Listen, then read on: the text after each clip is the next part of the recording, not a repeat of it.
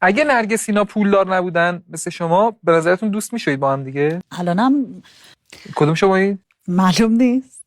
در چه حد اختلاف آقای مثلا ما شاید فلاحیم، اونو پایین بنکن دیگه. الهی بگردم. میدونی پایین ورک البته میدونی که بالاه خوبه. آره ما شاید فلاحی ها بالا حساب نمیشه که پایینه و یعنی دیگه تو سرشیبی شهر افتاده یه دیگه. جوری میگی که دلمون میسوزه برای علی اوجی و نرگس. فقیرن. نه دارن ولی اینجوری نه اونجوری که فکر میکنی ندارن. مراوده مالی هم دارید با نرگس؟ من با نرگس دارم. آره شما بدهکاری و نرگس؟ همین الان نرگس بدهی داره. قد داره دیگه، بیاد بده دیگه. از همین دوربین ازش میخوام که پول منو بده. میده ولی یعنی نمیترسا.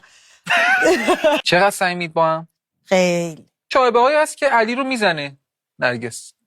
نشنیدم. نه بابا. ندیدی؟ نه ندیدم. آثار کم جلوی شما نمیزنه؟ نه هیچی ندیدم. جلوی ما نمیزنه. شاید تو خونه ندیدم. من ندیدم.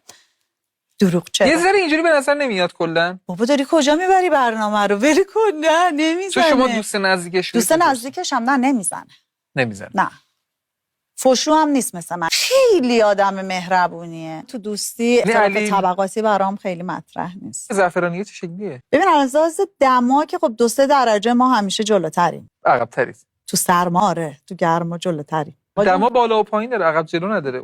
این محور ایکس نیست، محور وایه. من اصلا این چیزا رو بلد نیستم که راجع بهش صحبت کنم.